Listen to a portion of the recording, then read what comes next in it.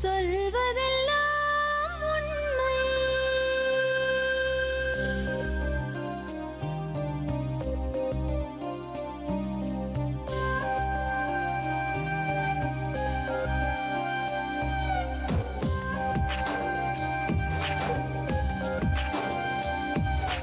நிழலாய் வழிந்தோடும் ஒரு விழியின் கதையில் மெலிதாய் ஒரு சோகம், அதை அறிவார் எவரோ.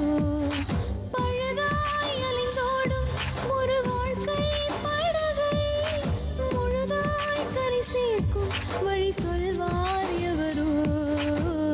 சொல்வதெல்லாம் உண்மை.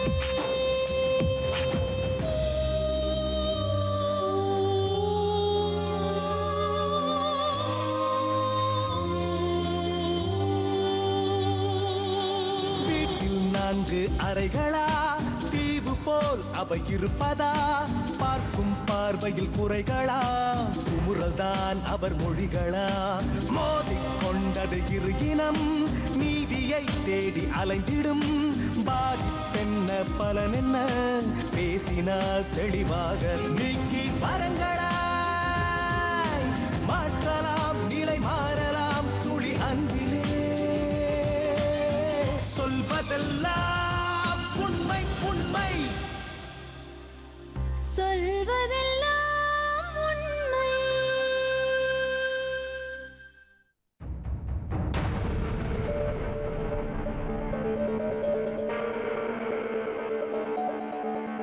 என் பேர் மரியரேக்கா. நான் ராமேஸ்வரத்துலேருந்து வர்றேன் மேம். எனக்கு வந்து 2014 லாஸ்ட் இயரில் ஜனவரி 17 ஜஸ்டின் பென்கராஜ் அப்படின்னு சொல்கிறவரோட திருமணம் நடந்துச்சு. கல்யாணம் ஆச்சு. கல்யாணம் ஆச்சு. இந்த அலைன்ஸ் எப்படி வந்துச்சுன்னா, நெஹேமியான்னு சொல்கிற அந்த நாங்கள் போய்கொண்டிருக்கிற தேவசபைக்கு தேவசபை அறிமுகப்படுத்தி வச்ச நெஹேமியான்னு சொல்கிறவர் மூலமாக இந்த அலைன்ஸ் என்னை தேடி வந்துச்சு. என்னோட மேரேஜ் வந்து ஒரு அரேஞ்ச் மேரேஜ் தான். யாரெல்லாம் இருக்கீங்க நீங்க வீட்டில்? வீட்டில் அம்மா அப்பா அண்ணன் தம்பி நான் ஒரு பொண்ணு. அப்பா அம்மா என்ன செய்கிறாங்க? அப்பா வந்து ஃபிஷர்மேன், இப்போ வேலைக்கு போகிறதில்ல. அம்மா வந்து இட்லி விற்று வியாபாரம் பண்ணி அப்படி இது பண்ணிகிட்ருக்கோம். நீங்கள் படிச்சிருக்கீங்களா? நான் வந்து தியாலஜி படிச்சிருக்கேன் மேம், பைபிள் காலேஜ். பிடிஹெச்சும் எம்டியும் பண்ணியிருக்கேன். எம்பிஎம் பண்ணியிருக்கேன். எம்டி மாஸ்டர் ஆஃப் டிவினிட்டி பண்ணியிருக்கிறேன். Master of divinity. ஓகே. அப்போது நெஹேமியா வந்து தேவசபைக்கு அறிமுகமான நெஹேமியா வந்து எனக்கு வந்து இந்த மாப்பிள்ளையை கொண்டு வந்து காட்டினார். அப்போ அந்த மாப்பிள்ளை வந்து ஒரு தெய்வ பக்தி நிறைந்தவராக, அதாவது கிறிஸ்தவ மதத்தில் வந்து நல்ல ஒரு போதகராகவும், நான் ஏழை பொண்ணுக்கு வாழ்க்கை கொடுக்குற ஒருத்தவன் அப்படின்னு சொல்லிட்டு அவர் தன்னையே ரொம்ப நல்ல ஒரு குணமுடையவராக காட்டினார். ரொம்ப நல்லவர், நல்ல பையன், நீ வந்து அந்த ஊழியத்துக்கு தடையாக இருக்கக்கூடாது, அம்மா அப்பாவெல்லாம் விட்டுட்டு வந்திருக்கிறாரு, நீ தான் அவங்களுக்கு எல்லாமே இருக்கணும், அவரோட ஆவியும் என்னோட ஆவியும் ஒத்து போச்சு அப்படின்னு ரொம்ப சர்டிஃபிகேட் கொடுத்தாங்க. அப்புறம் வந்து 2 days வந்து சாட்டர்டே அண்ட் சண்டே வந்து அங்கே மெசேஜ் இவர் கொடுத்துருந்தாரு.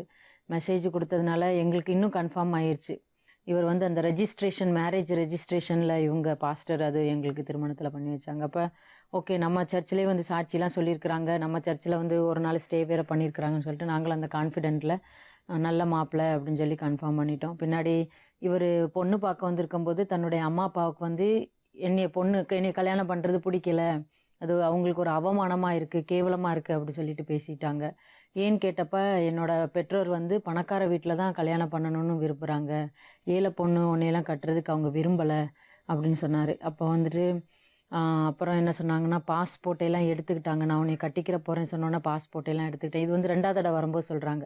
தடவை வந்து என்னை பொண்ணு பார்த்துட்டு அம்மா அப்பாவையெல்லாம் சம்மதிக்க வச்சிருவேன், அம்மா அப்பாலாம் ஒத்துக்குருவாங்க, நான் போய் சொல்கிறேன். நாங்கள் கேட்டோம், எங்கே உங்கள் ஃபேமிலி எங்கன்னு கேட்டப்ப, எங்கள் ஃபேமிலி இப்போ வராது, ஆனால் நான் எல்லாரையும் கூட்டிகிட்டு வந்துடுவேன்னு சொன்னாங்க. அப்போ 2வது தடவை வந்தப்போ அம்மா அப்பா சம்மதிக்கலை, நான் உன்னை மேரேஜ் பண்ணிக்கிறேன்னு சொன்ன உடனே என்னோட பணத்தையெல்லாம் எடுத்துக்கிட்டாங்க, என்னோட பாஸ்போர்ட்டையெல்லாம் எரிச்சிட்டாங்க, அம்மா அப்பாலாம் ரொம்ப தப்பாக பேசுகிறாங்க உன்னை பற்றி அப்படின்னு சொல்லிட்டு ஃபேமிலியை பற்றி ரொம்ப தகாத முறையில் சொன்னாங்க. சொல்லவும் சரி நாங்கள் உங்கள் அம்மா அப்பாவோட பேசுகிறோம், காண்டாக்ட் நம்பர் தாங்கன்னு கேட்டப்போ காண்டாக்ட் நம்பர்லாம் இல்லை அப்படி சொல்லிட்டாங்க. எப்படியோ ஃபோர்ஸ் பண்ணி ஒரு அட்ரஸை நாங்கள் வாங்கிட்டோம். சென்னையில் உள்ள ஒரு அட்ரஸ், இங்கே உள்ள அட்ரஸையும் வாங்கி எங்களோட பாஸ்டரோட 2வது மகன் கையில் கொடுத்து இதை நீங்கள் என்கொயரி பண்ணுங்கன்னு சொன்னப்போ அவங்க வந்து என்கொயரி பார்த்துருக்காங்க. பார்த்துட்டு வீடெலாம் இருக்குது, எல்லாமே இருக்குது, என்கொயரி பண்ண முறையான தகவலை எங்களுக்கு அவங்க கொண்டு வந்து தரலை. வீடெலாம் இருக்க தான் செய்து, அம்மா அப்பாலாம் இருக்கிறாங்களாம் அப்படின்னு மட்டும் அம்மாட்ட சொல்லியிருக்காங்க. அப்போ அம்மா நினச்சிருக்காங்க, சரி அம்மா அப்பா மேரேஜுக்கு அம்மா அப்பா ஒத்துக்கறலைனாலும் அவங்கள எப்படியாவது சமாளிக்க வச்சிடலாம். ஆனால் ஃபேமிலிலாம் இருக்க தானே செய்யுது. மற்ற மேட்ரஸ் எதுவுமே எங்களுக்கு தெரியாது, அவரை பற்றி எந்த இதுவுமே தெரியாது.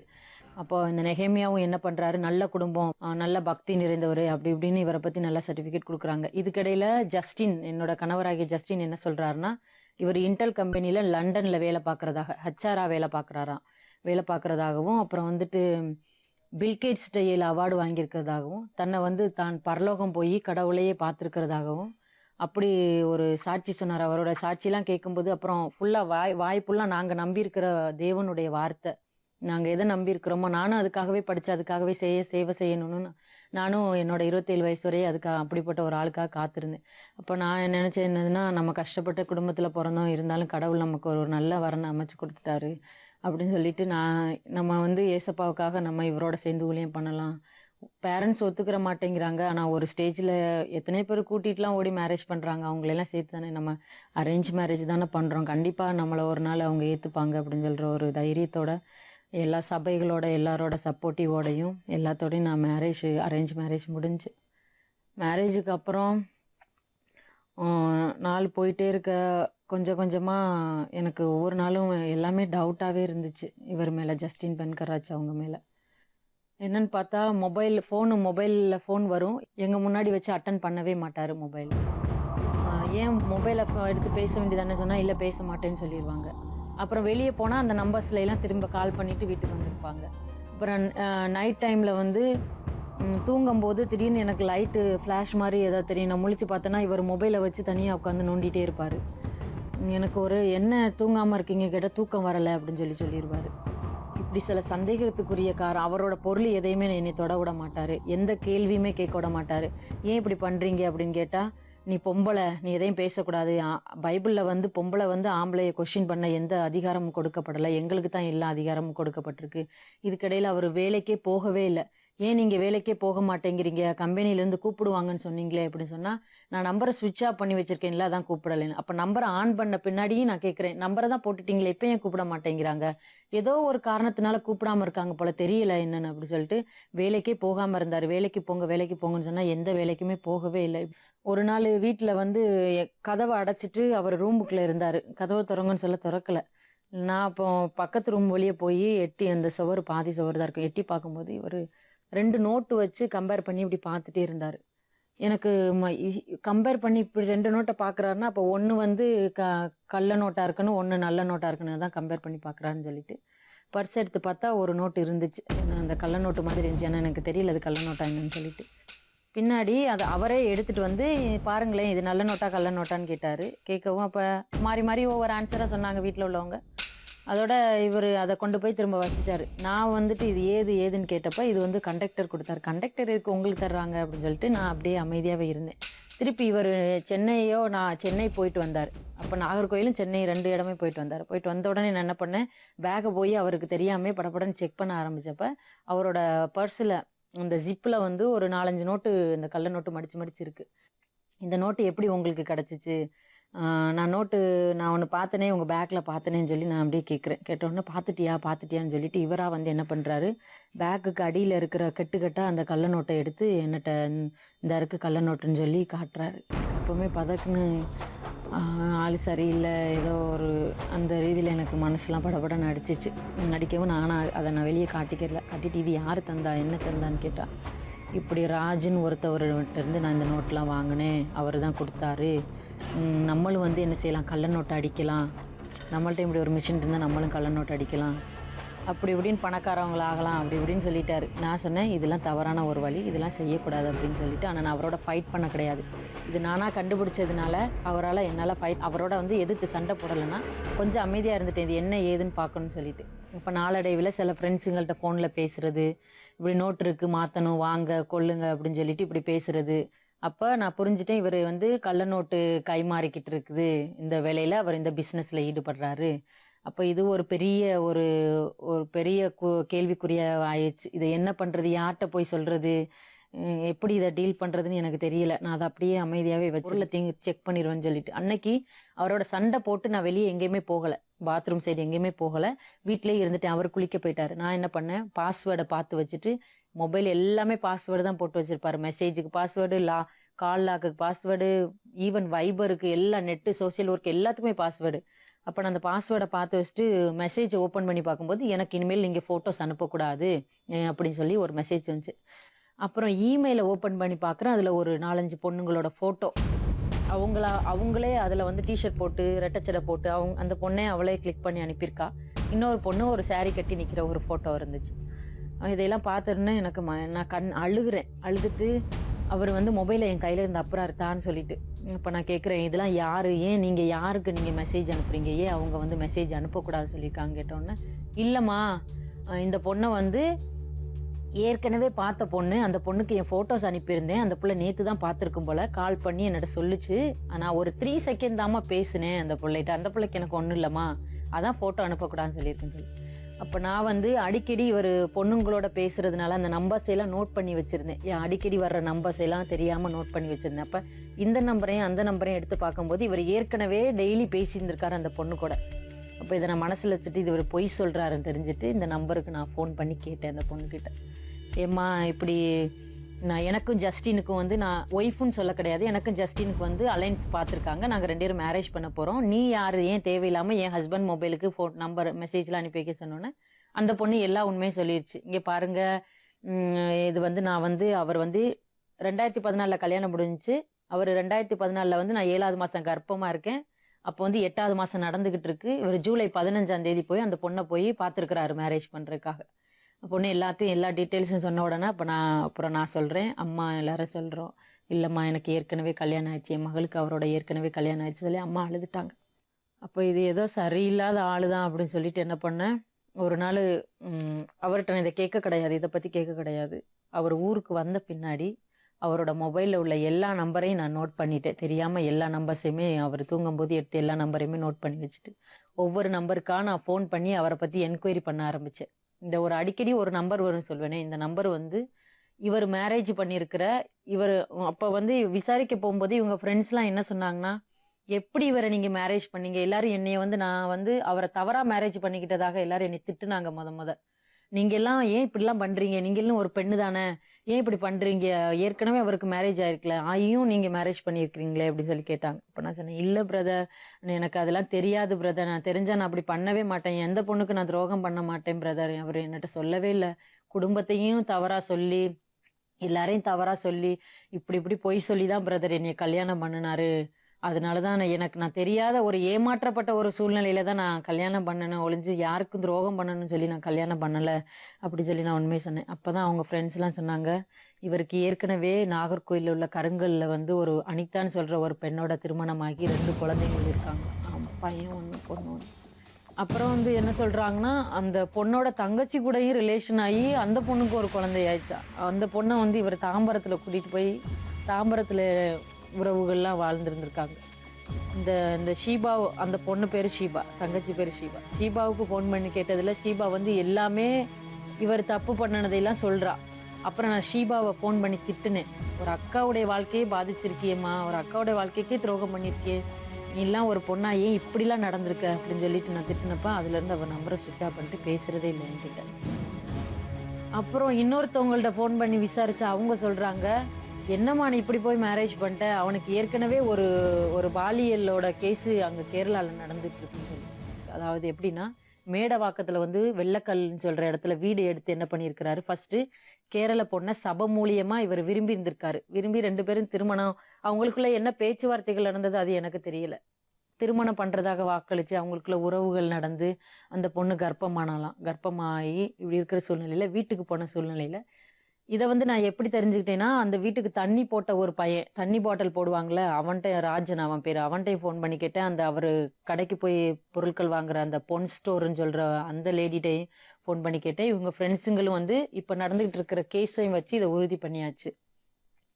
அந்த பொண்ணோட ஆப்சன்ட்ல இந்த பொண்ணை என்ன பண்ணியிருக்கிறாரு, இன்னொரு பொண்ணு நாகர்கோயிலில் உள்ள ஷைனின்னு சொல்கிற பொண்ணை வீட்டுக்கு கொண்டு வந்து அந்த பொண்ணோட வாழ்ந்துக்கிட்டு இருந்திருக்கிறாரு. அப்போ இதுக்கடையில் இந்த பொண்ணுக்கு, கேரளா பொண்ணுக்கு தெரிய வந்துருச்சு ஷைனியோட உறவு இருக்கிறது.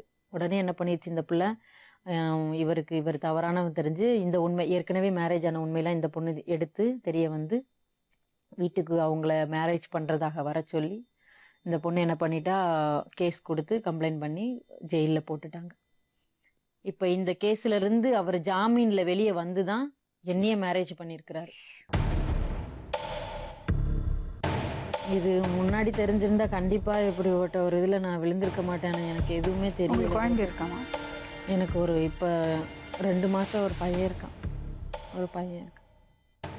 ரொம்ப ஒரு இக்கட்டான, சரி மேரேஜ் தான் அப்படின்னு பார்த்தா கடைசியில் ஒரு பொறுக்கின்னு சொல்றதா, ஒரு இவர் என்ன பேர் கொடுக்கறதுமே எனக்கு தெரியல. இப்படிப்பட்டவரோட நம்ம மேரேஜ் பண்ணிட்டோமே அப்படின்னு சொல்லி எனக்கு ரொம்ப கஷ்டமா இருந்துச்சு. என்னடா பண்றதுன்னு சொல்லிட்டு சரி என்னையே மேரேஜ் பண்ணாரு. அதுக்கப்புறம் இன்னொரு பொண்ணையும் போய் அந்த பொண்ணோட வாழ்க்கையும் சீரழிக்க நினைச்சிருக்கிறாரு. இப்ப எங்க இருக்காரு? இப்போ அவர் ஜெயிலில் இருக்கிறாரு மேம். இதுக்கடையில் இவர் என்ன பண்றாருன்னா, நிறைய பேரை ஏமாத்தி காசு வாங்கியிருக்கிறாரு. நாகர்கோயில ஏமாத்தி 2 லட்சம் அவங்க மகனுக்கு வேலை வாங்கி தர, வெளிநாட்டுல வேலை வாங்கி தரேன்னு சொல்லிட்டு அதை கொடுக்காம அதை இன்னும் ஏமாத்திட்டு இருக்கிறாரு.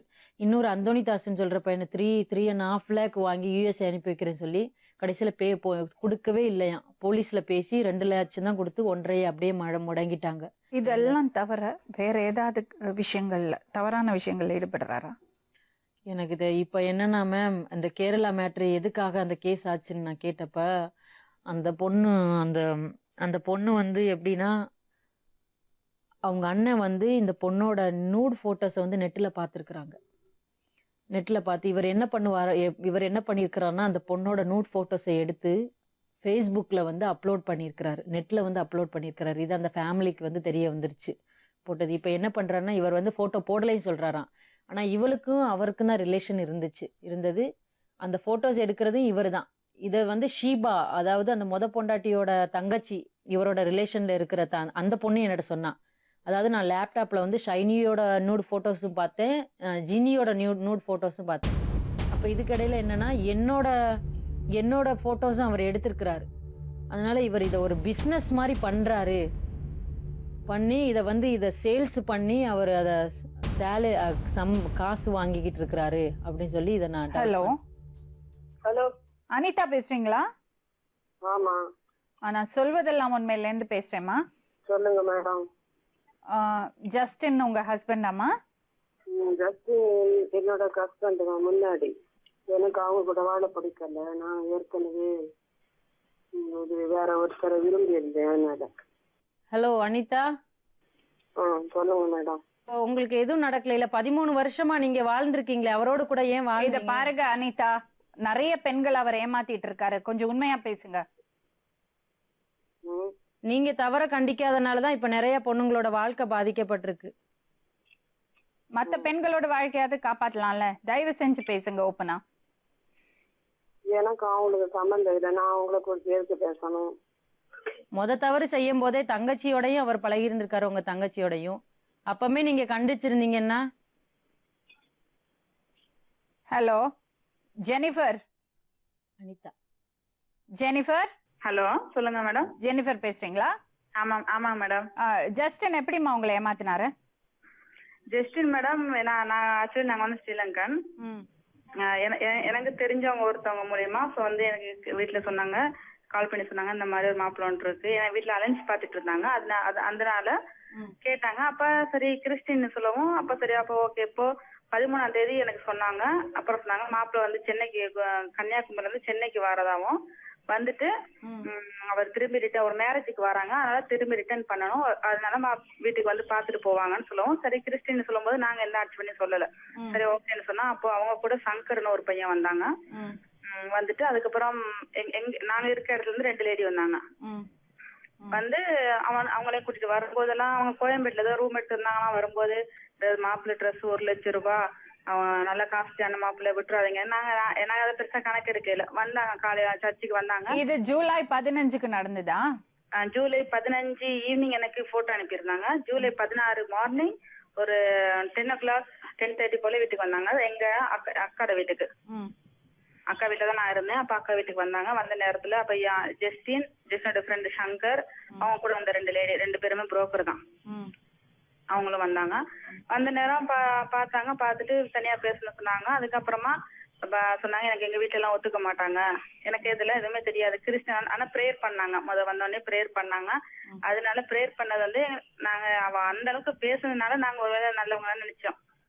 அதுக்கப்புறமா பேசிட்டு வீட்டுல ஒத்துக்க மாட்டாங்க, நான் வீட்டுல எப்படியாவது சம்மதிக்கிறேன், அவங்க வீடு வந்து பெரிய ரொம்ப வசதியான ஃபேமிலி மாதிரி சொன்னாங்க. வீட்டுக்கு போயிட்டு அப்ப அந்த கூட்டு இந்த லேடி வந்து கொஞ்சம் நிக்கவே விடல. ஒரு 2 hours 3 hours 2 hours தான் இருப்பாங்க.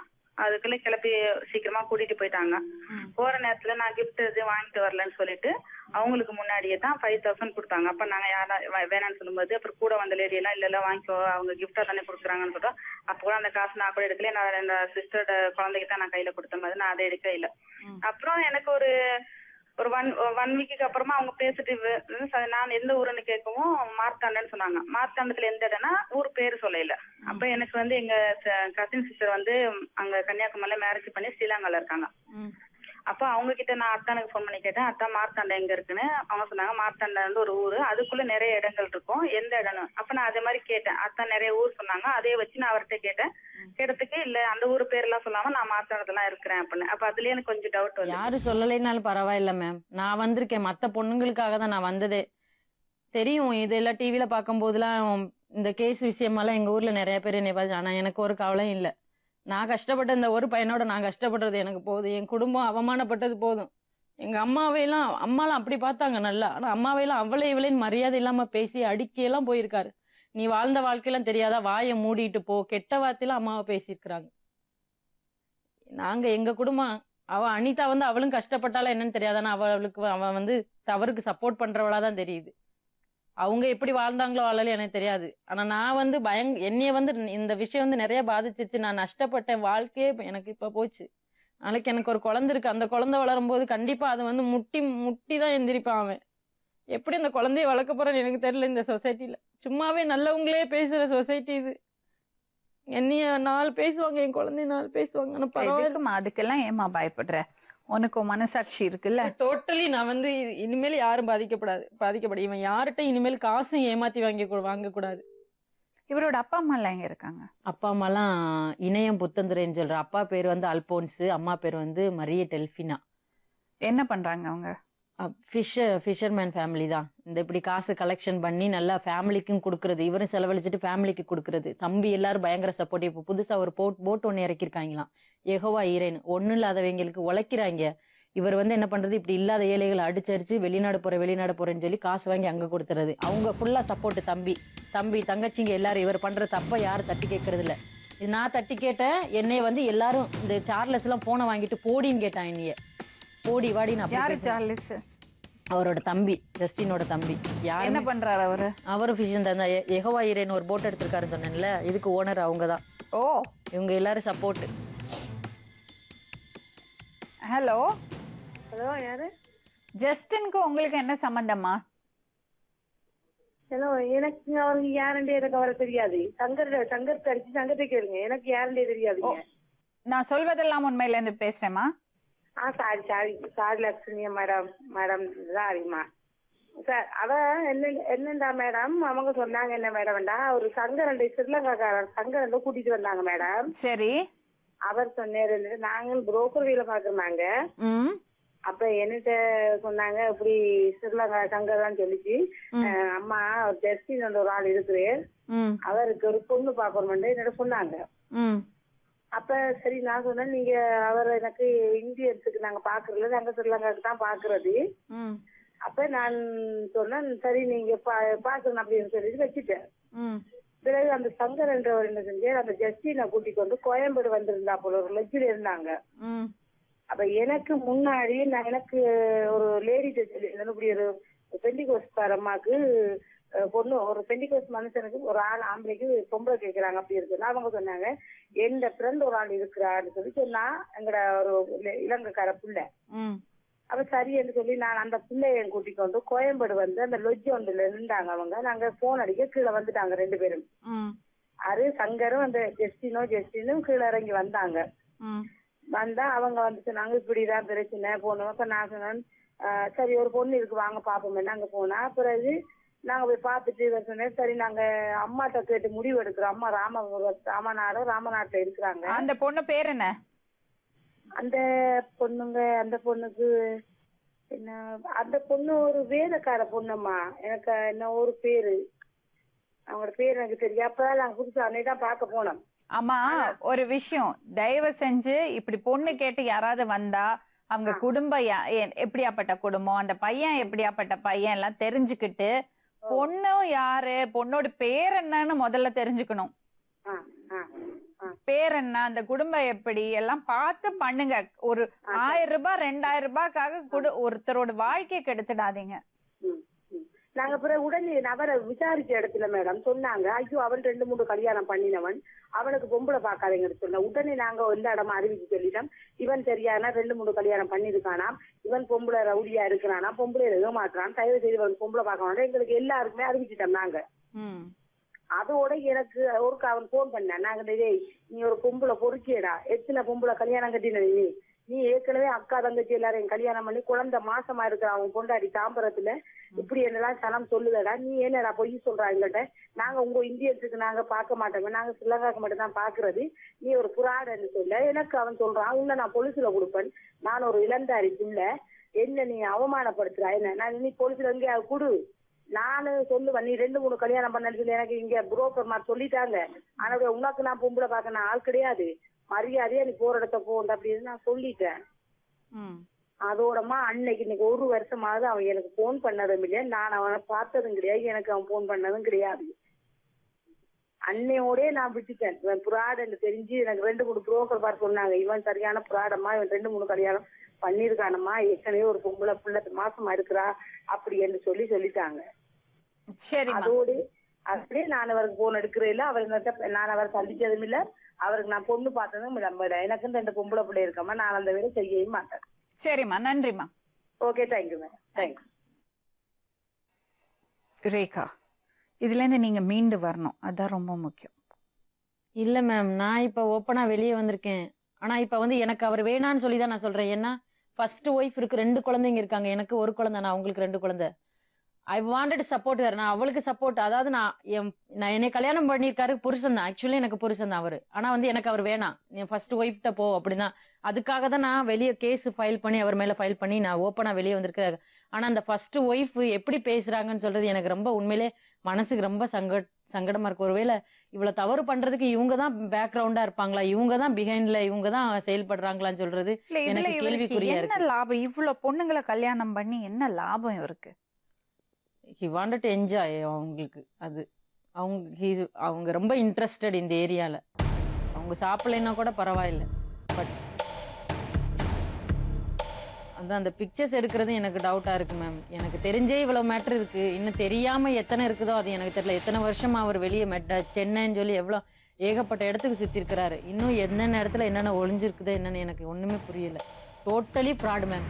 இப்போ நான் இவரை வந்து கைக்குள்ள கொண்டு வரணும், இது வந்து சரியில்லை, இவர் வந்து சொசைட்டியில் ஃப்ரீயாக விட்டோம்னா கண்டிப்பாக என்னைய மாதிரி இன்னும் நிறைய பொண்ணுங்க பாதிக்கப்பட போகிறாங்க, நிறைய குழந்தைங்க அப்பா இல்லாமல் அனாதையாக போகுதுங்கன்னு சொல்லிட்டு தான் நான் என்ன பண்ணினேன், இவரை எப்படியாவது போலீஸ்கிட்ட சரண்டர் பண்ணிடணும். நானாக வந்து ஏதாவது பண்ணலான்னு என் மனசில் ஒரு ஆதங்கம். ஆனால் வேணாம், அப்படி எதுவும் வேணாம், இவரை ஹேண்ட் ஓவர் பண்ணிடுவோம். ஒரு தடவை வீட்டுக்கு வந்தவர் என்ன பண்ணிட்டாருன்னா, நல்லா காஃபி குடிச்சிட்டு என்னோட நல்லா இருந்துட்டு என்ன பண்ணாரு, 4 மணிக்கு வீட்டை விட்டு வெளியே போயிட்டு 4 நாள் ஃபோனு சுவிட்ச் ஆஃப்.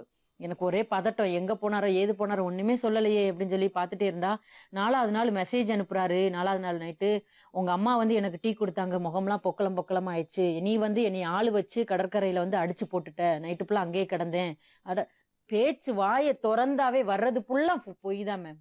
என்னைய கொண்டு எங்கள் ஊருக்காரவங்க அவங்க வீட்டில் போய் கொண்டு போய் விட்டுட்டு அதுக்கு காசு வாங்கிட்டு வந்தாங்களாம் விட்டதுக்கு.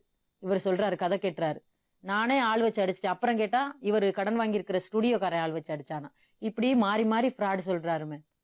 வாயை திறந்தாவே பொய்யாதான் இருக்குது. இப்போ இதுக்காகவே நான் என்ன பண்ணினேன், இவரோட ரிலேஷனில் இருந்தேன், இவரோட தொடர்பில் இருந்தேன். Already wife. அப்புறம் வந்து நான் என்ன பண்ணேன், இவரோட சில திங்ஸு, போக்குவரத்து, பேசுறது, அன்பாக பேசுறது மாதிரி இது எல்லாம் இருந்துச்சு. மனசில் ஒரு சைடு வேதனை இருந்தாலும் ஆள் வேணும்னு சொல்கிறதுக்காகவே நான் அப்படி இருந்துட்டு என்ன பண்ணேன், கிறிஸ்மஸ் இடையில வந்து ரொம்ப சண்டை போட்டுட்டாரு. சண்டை போடாமல் நான் ஒரு 3 நாள் ஃபோனே அட்டனே பண்ணலை. எல்லா நேரமும் இப்படியே சண்டை போட்டுட்டே இருக்கிறாருன்னு சொல்லிட்டு 3 நாள் ஃபோனை அட்டன் பண்ணல. இவர் என்னாச்சோ ஏதாச்சுன்னு சொல்லி வீட்டுக்கு என்ன பண்ணார், பதறி அடிச்சு ஓடி வந்தார். இதுக்கு முன்னாடி நான் டிஎஸ்பி ராம்நாட்டில் வந்து எஸ்பி ஆஃபீஸில் வந்து கம்ப்ளைண்ட் பண்ணியிருந்தேன். அப்போ மனு கொடுத்துருந்தேன், அவங்க வாங்கி வச்சுட்டு லோக்கல்லையும் கொடுத்துருக்காங்க, எங்கள் ஊர்லேயும். அப்போ உடனே என்ன பண்ணோம், எங்கள் மாமாமார்கள்ட்டெல்லாம் அதை இன்ஃபார்ம் பண்ணி வந்தவரை இன்ஃபார்ம் பண்ணி அவர் வந்திருக்கிறாரு. ஆனால் ஒரு நாள் தான் இருப்பார். நிறைய பேர் பேசிட்டாங்க, வந்தவரை வந்து நீங்கள் என்ன பிடிச்சி கொடுத்துட்டீங்க அப்படி இப்படின்னு. அவன் வந்தால் ஒரு நாள் இருப்பான், மறுநாள் ஓடிடுவான். இவனால் சொசைட்டியில் வந்து ப்ராப்ளம்ஸ் தான், அப்புறம் இழப்புகள் தான் ஜாஸ்தி பொண்ணுங்களுக்கு. அதனால நான் என்ன பண்ணேன், ஒரு நல்ல முடிவெடுத்து எனக்கு அது சரியாக பட்டுச்சு மேம். அதனால நான் என்ன பண்ணேன், உடனே மாமாமார்கள்ட்டெல்லாம் இன்ஃபார்ம் பண்ணி வந்திருக்கிறாருன்னு சொல்லி உடனே அதில் வேறு அந்த கேமரா வாங்குறே சொல்லி 1 lakh கொடுத்துருந்தான்ல, அவனும் அதோட கம்ப்ளைண்ட் பண்ணியிருந்திருப்பான். அவன் போலீஸை கூட்டிகிட்டு வந்து வீடை காட்டி கொடுத்துட்டு போயிட்டான். அப்புறம் நானும் அதோட அவங்கள ஸ்டேஷனில் கொண்டு போயிட்டாங்க போலீஸஸ் வந்து. அதோட அப்புறம் நான் மனு கொண்டு போய் தங்கச்சி மேடம் அந்த போலீஸ் ஸ்டேஷனில் கொடுத்துட்டு அப்புறம் அப்படியே அந்த கேஸை வந்து லேடி போலீஸ் ஸ்டேஷனுக்கு மாற்றினாங்க. மாற்றி அவரை அரெஸ்ட் பண்ணி எஃப்ஐஆர் போட்டு இப்போ ஜெயிலில் இருக்கிறாரு. இப்போ இவருக்கு வந்து மனு, அதாவது பெயில் எடுக்கிறதுக்காக நிறைய பேர் வந்து ட்ரை பண்ணிட்டு இருக்காங்க. மதுரையிலேருந்து வக்கீல் வந்து ஜாமீனுக்கு அப்ளை பண்ணியிருக்கிறாராம். இப்போ ராமேஸ்வரத்துலேயும் ராம்நாட்லேயும் எங்களால் முடியும், அந்த இது நாங்கள் கேன்சல் அப்ஜெக்ஷன் இது போட்டுட்டோம். இதுக்கப்புறம் வந்து இவருக்கு வந்து நிறையா இவர் கள்ளநோட்டு அடிக்கிறதுனால இது பேக்ரவுண்டில் நிறையா இருக்குது. ஏதோ தீவிரவாத செயல்களில் ஈடுபடுறாருன்னு நான் நினைக்கிறேன். இவர்கிட்ட கேட்டால் தான் இதெல்லாம் டீட்டெயில்ஸாக வந்து நீங்கள் ஆஃபீஸர்ஸ் நீங்கள் வந்து இதை கேட்கும்போது தான் உண்மையெல்லாம் வெளிவரும். என்ன இதுக்கு பின்னாடி இன்னும் மறைஞ்சு என்னென்ன இருக்குன்னு சொல்லிட்டு என்னால் அது முடியலை, எடுக்கிறதுக்கு முடியலை.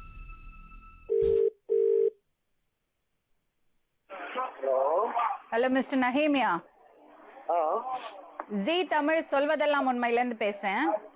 சரிங்கம்மா, சொல்லுங்க. உங்களுக்கும் ஜஸ்டினுக்கும் என்ன சம்பந்தம்?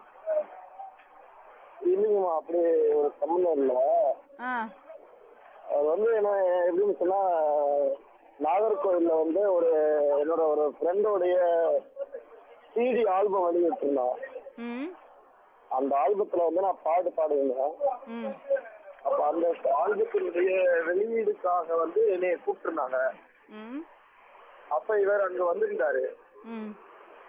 அப்ப அங்க உள்ள அந்த தம்பி அவன்கிட்ட ஸ்லோன் போயிட்டான். அந்த கரண் சொல்ற தம்பி வந்து ஸ்லோன் போயிட்டான். அவனும் அங்க உள்ள ஒரு சிலர் வந்து இவர் எனக்கு இன்ட்ரோடியூஸ் பண்ணி வச்சாங்க. அவங்க எப்படி சொன்னாங்கன்னா, இவர் ஒரு சயின்டிஸ்ட் இருக்கிறதாக, அவரு இந்த இன்டெல் கம்பெனில வேலை செய்யறதாக, அந்த மாதிரி இன்ட்ரோடியூஸ் பண்ணாங்க. ஆனா அதுக்கு பிறகு வந்து நான் அந்த மீட்டிங்லாம் முடிச்சுட்டு நான் வந்த பிறகு அவர் என்னோட நம்பரை அவங்க கிட்ட வாங்கிட்டு எனக்கு போன் பண்ணி பேச ஆரம்பிச்சாரு. என்னோட அப்பப்போ போன் பண்ணி பேசுவாரு, பைபிளை போய் குறிச்சு ஏதாவது கேட்பாரு, நான் ஏதாவது சொல்லுவேன். ஒரு 2-3 months இந்த மாதிரி நல்லா தான் பேசிக்கிட்டே இருந்தாரு. ஒரு ஃப்ரெண்டு மாதிரி அப்படியே பழகினாரு, பேசிட்டு இருக்க வாக்குல தான் இந்த பிரதர் எனக்கு ஒரு பொண்ணு பேசணும் அப்படின்னு சொல்லி சொன்னாரு. இப்போ நான் சொன்னேன், நீங்க பிரதர் நீங்க சயின்டிஸ்ட்ன்றீங்க, பெரிய லெவல்ல எல்லாம் போறீங்க வர்றீங்க, என்கிட்ட போய் பொண்ணு கேட்குறீங்க பிரதர் அப்படின்னு சொன்னேன். இல்ல பிரதர், எனக்கு வசதியான பொண்ணெல்லாம் நிறைய இருக்கிறாங்க, எங்க வீட்லயும் டாக்டர் பொண்ணு பார்த்துருக்குறாங்க. ஆனா எனக்கு அதெல்லாம் பிடிக்கல. எனக்கு ஒரு ஏழை பொண்ணு, கஷ்டப்பட்ட ஒரு பாவப்பட்ட பொண்ணு, நல்ல பிள்ளையா இருக்கணும் அப்படின்ட்டு ரொம்ப உண்மையா அந்த மாதிரி பேசினாங்க. அப்ப நான் வந்து அதை அப்படியே நம்பினேன். இவங்க வந்து என்னன்னா, எனக்கு சின்ன வயசுல இருந்து ரேகா, ராணி, இவங்க எல்லாமே வந்து அவங்க வீட்டுக்குள்ள மாதிரி நான் வளர்ந்தேன். அதனால அவங்க நான் ஊழியத்துக்கு வெளியே இடங்களுக்கு போகும்பொழுதெல்லாம் என்கிட்ட சொல்லுவாங்க, என்னன்னா ரேகாவுக்கு ஒரு மாப்பிள்ளை ஏதாவது இருந்துச்சுன்னா சொல்லுங்க அப்படின்னு சொல்லி சொல்லுவாங்க. ஸோ ஒரு நன்மை செய்யணுன்ற ஒரு எண்ணத்தோட அப்படி செஞ்சதுதாங்கம்மா. நான் இப்ப இப்படி ஒரு பிரச்சனைன்னு வந்துருச்சு. அது எனக்கு முன்னாடியே தெரிஞ்சிருந்தா கண்டிப்பா நான் இதை செஞ்சிருக்க மாட்டேன். சரி நஹேமியா, இந்த விஷயம் எப்போ உங்களுக்கு தெரிய வந்தது? இந்த மேரேஜ் எல்லாம் முடிச்சு வந்து ஒரு 4 மாசம் இருக்கும்னு நினைக்கிறேன். கரெக்டா எனக்கு தெரியல, ஒரு 4 மாசம் 5 மாசம் இருக்கும். அந்த டைம்ல எனக்கு இந்த உண்மை எல்லாம் வெளியே வரும் பொழுது நான் நேரம் அங்க வந்தேன். அவர்கிட்ட வந்து சத்தம் போட்டு ரொம்ப கோபமா பேசினேன். இத வந்து அவங்க கிட்ட வந்து என்னை குறித்து தப்பா சொல்லியிருக்கிறாரு. நெகேமியா பிரதர் இப்படி கல்யாணம் பண்ணி வச்சேன், எனக்கு நீங்க காசு தாங்க, அந்த காரை கொடுங்க, அந்த மாதிரி எல்லாம் கேட்டுட்டாங்க. ஆனா அவர்கிட்ட இருந்து ஒரு 100 ரூபா கூட நான் வாங்கினது கிடையாது. என் கையில இருந்து தான் 12,000 ரூபா அந்த கல்யாணத்துக்கு செலவாச்சு. சரி சரிங்க. சரிங்க. ஏதா கேட்கணுமா? கேட்கணும். உங்கள்ட்ட யாரோ பேசுறாங்க. ஆமா சொல்லுங்க. நெஹேமியா பிரதர், நான் ரேகா பேசுறேன். சொல்லுங்க ரேகா. மேரேஜ் ஆனா கொஞ்ச நாள்ல வந்து அவர் சொன்னாரு, எப்படி அதாவது நீங்க வந்து என்னைய தவறாக என் மாப்பிள்ளைகிட்ட சொன்னதாக. ரேகா தப்பானவ, நிறைய இடங்களுக்கு டிராவல் பண்ணியிருக்கா, தவறான ஒரு இதுல இருப்பா, அப்படி இப்படின்னு அவர் நீங்க சொன்னதாக அவர் என்னோட சொன்னாரு. ஒருவேளை அது அவன் ஜஸ்டின் பண்ண ஃப்ராடா இல்ல நீங்க சொன்ன ஃப்ராடான்னு அது எனக்கு தெரியாது. அது உங்க 2 பேருக்குள்ள நடந்தது. இதுல நான் என்ன பண்ணேன்னா, இதுல நானும் அது நீங்க தான் சொல்லியிருக்கீங்க. ஏன்னா சில விஷயங்களை வந்து நீங்க சொல்லியிருக்கீங்க. அதாவது நான் டிராவல் பண்ணது, சர்ச்சில் ஒர்க் பண்ணது, இதெல்லாம் வந்து அவருக்கு தெரியாது. இது உங்களுக்கு தெரியும். என்னோட பர்சனல் மேட்டர்ஸ். அதாவது ஒரு விஷயம் கேளுங்கம்மா. இது வந்து மேரேஜ் முடிஞ்ச 4 மாசம் எல்லாம் எடுக்கல. சரியா? மேரேஜ் முடிஞ்ச ஒரு 3-4 வீக்லயே என்ன பண்றாருன்னா, எங்க ஜஸ்டின் வந்து இவர் வந்து தவறாக சொன்னதாக என்னட்ட சொல்லிட்டாரு. இப்ப எனக்கு வந்து என்ன செய்யுது, கோபம் வருது. இப்படி எல்லாம் நம்மள சொல்லியிருக்கிறாரு நெகேமியா அப்படின்னு சொல்லி. இப்ப வந்து நம்மள தவறா சொன்னவர்கிட்ட வந்து நான் இவர்கிட்ட வந்து போன் பண்ணி எனக்கு கேட்க கிடையாது எதையுமே. இவர் ஒரு ஒன் மந்த்துக்குள்ள இவர் என்ன பண்றாருன்னா, என்னோட ஹஸ்பண்ட் மெசேஜுக்கு போன் மெசேஜ் அனுப்புறாரு. எப்படின்னா, இங்க பாருங்க பிரதர், நீங்க தப்பிக்கிறதுக்கு என்னைய மாட்டி விடுறீங்களா? உண்மையை சொன்னா உங்க குடும்பம் பிரிஞ்சிரும். ஒரு 1.5 மந்த்துக்குள்ள இந்த மெசேஜ் அனுப்பிட்டே இருக்கிறாரு. ஏதாவது ப்ராப்ளம் வரும். நாங்க என்ன பண்ணோம், இவர்கிட்ட கேட்டு இந்த ஃபைட் பண்ணேன்னு சொன்னாரு. அதெல்லாம் உண்மைதான். இவரை நான் திட்டுறேன். எதுக்கு நீங்க என் ஹஸ்பண்ட பத்தி தப்பா சொல்றீங்க? எதுக்கு என்னைய வேற பத்தி தப்பா சொல்லிருக்கீங்க? நான் அப்படி தப்பா இருந்தேனா? இல்ல என்னைய பத்தி சொல்றதுக்கு உங்களுக்கு என்ன இருக்குன்னு சொல்லி நான் இவரை திட்டுறேன். இப்ப இதுக்கடையில இவர் என்ன பண்றாரு, ஏதோ சொல்றாரு. என்ன சொல்லுங்க. என்ன மெசேஜ் எதுக்காக நான் அனுப்புறேன்னா, அவர் வந்து இப்ப ரேகாவை குறிச்சு தப்பா நான் சொன்னதாக சொல்லியிருக்காரு பாத்தீங்களா? இப்ப நான் வந்து அவங்க கிட்ட கேட்டேன், நான் நேரா வரட்டுமா, நேரா வந்து பேசலாமா? அவர் வந்து தப்பா சொன்னதாக சொல்லியிருக்காரு இல்லைங்களா? நான் நேரா வர்றேன்.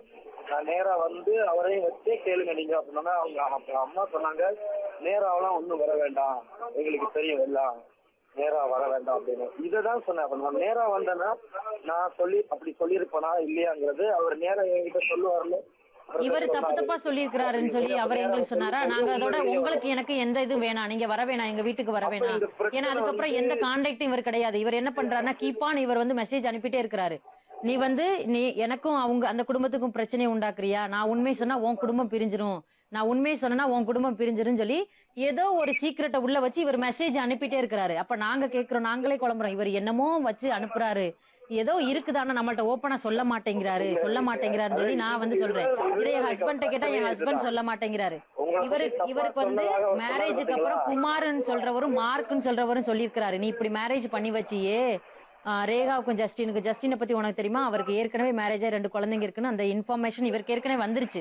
ஆனா இவரு கல்யாணம் முடிஞ்சிருச்சு, பரவாயில்ல. இவருக்கு எப்ப மெசேஜ் தெரிஞ்சிச்சு, அந்த 1 மந்த் அந்த 2 மந்த்துக்குள்ள இவர் அந்த இன்ஃபர்மேஷன் எனக்கு கொடுத்திருந்தாருன்னா இவரோட டோட்டல் எல்லா மெசேஜ் எனக்கு தெரிஞ்சிருக்கும்.